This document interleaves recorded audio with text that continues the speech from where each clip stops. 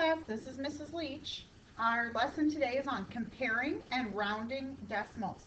Our learning target for today's lesson is I can compare, order, and round decimals. All right, so I have a decimal here that I want to round. We're working on rounding on this page. So this decimal is 462 thousandths. So my first question is 462 thousandths closer to 46 hundredths or 47 hundredths? Think to yourself, if I look at the number that comes after the 6, it's a 2. So I know that when I'm rounding, I would round down. It's closer to 46 hundredths. If this 2 were a 5 or higher, I would round up. So let's round 462 thousandths to the nearest hundredth. So that means I'm only going to have 2 decimal places left instead of 3. So 46 hundredths, I would round to, 462 thousandths, I would round to 46 hundredths because that's what it's closest to.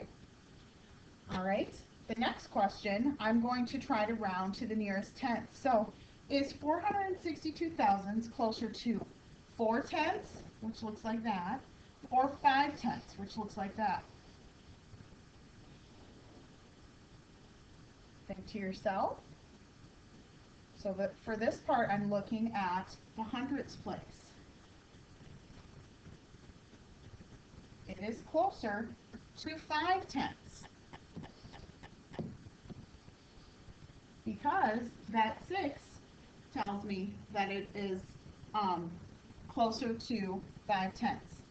Now, if I need to round it to the nearest tenth, I'm only going to have 1 decimal place left after the decimal point. So I'm rounding this to the nearest tenth. The 6 tells me to round up, so it's 0.5 or 5 tenths. So that is rounding to the nearest hundred and the nearest tenth. All right, so we can also use benchmarks to help us round.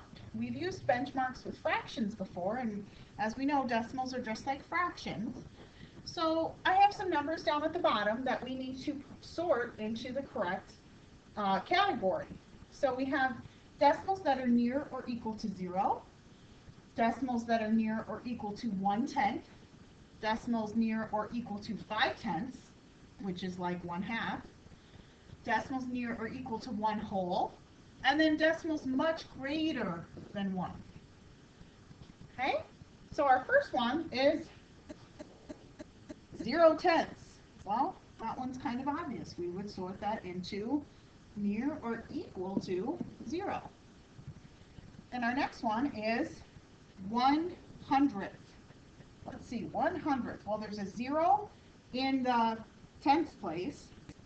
And I know 1 out of 100, 100th, that's not very much. That's pretty close to 0. So that goes in that column. Now this one has a whole number before the decimal point. That tells me it's more than 1. 5 and 26 hundredths. Well, that is much greater than 1. So I'm putting that one here. The next number is 6 tenths. Let's see, 6 tenths is really close to 5 tenths, which is the same as 1/2. So that's going to go in this column, near or equal to 5 tenths. Our next number is 3 thousandths. Let's see, 3 out of 1,000. And there's 2 decimal points, or I'm sorry, 2 zeros after the decimal point. That tells me this number is really close to just 0. There are no tenths, no hundredths, and only 3 thousandths. That is really close to nothing. All right, then we have 819 thousandths. Well, let's see, that one, there's an 8 after the decimal point, so that's pretty high. That's getting us pretty close to 10, which then we would move over to 1 whole. So this one is really close to 1 whole. So I'm going to put it in this column, near or equal to 1. Then we have 48 hundredths. 48 hundredths. Well, that's really close to 50 hundredths, and I know that 50 hundredths is the same as 1/2, and 5/10 is the same as 1/2. So that would go here. Or if I just look at the number right after the decimal point of 4, well, that's really close to a 5, so it would go in that column. All right, and then our last one, 81 thousandths. Well, there's a 0 after the decimal point, and 81 out of 1,000. That's still not very much, but it's not quite 0, because this 8 kind of tells me to round up to maybe 1/10. So I think that one's really close to 1/10.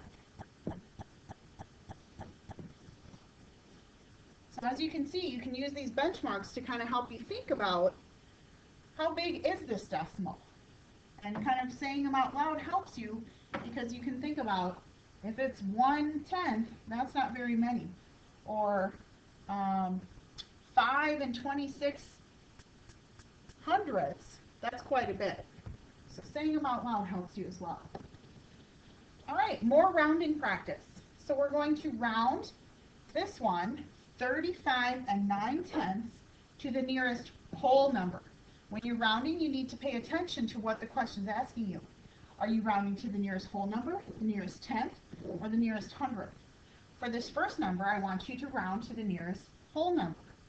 So I know that I'm not going to have anything after my decimal point if it's a whole number. So I look at what's after my decimal point. It's a 9. Well, 9 is really close to 10, so that would bump me up to 36. So 36 is the number I'm rounding that to, the nearest whole number. Okay, for the second one, I'm rounding to the nearest tenth. So right now it's 1 and 657 thousandths. So 1/10, or I'm rounding to the nearest tenth. So we know our beginning, our whole number will stay the same, but we're going to have to round the 6 because that's the tenths place. Well, the 5 here tells me to round it up. If it's 5 or more, we round up. So it would be 1 and 7/10. Okay? The 5 tells the 6 to go up. Then this last problem, we're going to round to the nearest hundredth. Okay, so right now it reads 3 and 154 thousandths. We want to round it to the nearest hundredth. So again, our whole number stays the same. And we need to decide, is it going to be 15 hundredths or 16 hundredths? The 4 tells me that I'm not going to round up to 16. It's going to say 15, because that 4 is under 5. Okay? And remember, if you're confused about any of this, just rewatch that part of the video. Now we're going to talk about putting decimals in order, ordering decimals. So this direction says, place the following set of decimals in order from smallest to largest. So our smallest number, let's see. Well, I'm going to look for one that has a 0 behind the decimal point. Well, this one has a 0 behind the decimal point, and so does this one. But this one has a 1. So I know that can't be the smallest one. So our smallest one would be 0.023, and we say that 23 thousandths is less than our next biggest one. We can't use the ones that have a whole number, so these ones are out for now. Would it be 201 thousandths or 63 hundredths? Let's see, after the decimal point here, I have a 2. After the decimal point here, I have a 6. Well, obviously 2 is smaller than 6, so I'm going to write 201 thousandths is less than, what would come next? So I'm going to cross out the ones we've done already. Well, we know it can't be 1 or 10 yet, but 63 is the only one less than 1, since we have a 0 here, that's left. So that one goes here. 0.63 is 63 hundredths is less than, what's left? We have 1 and 3 hundredths or 10. 1 and 3 hundredths is smaller than 10. And our biggest number, our largest number, would be 10. So that's how we write that. All right, then the next direction is to use the greater than, less than, or equal symbols to write a true number sentence for this pair of decimals. 5/10 and 427 thousandths. So, if I write that in,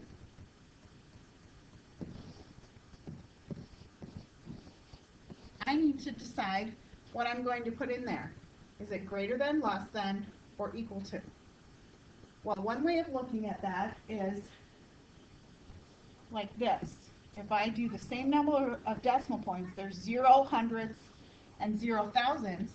500 thousandths is greater than 427 thousandths. So it's a greater than symbol. And that's it.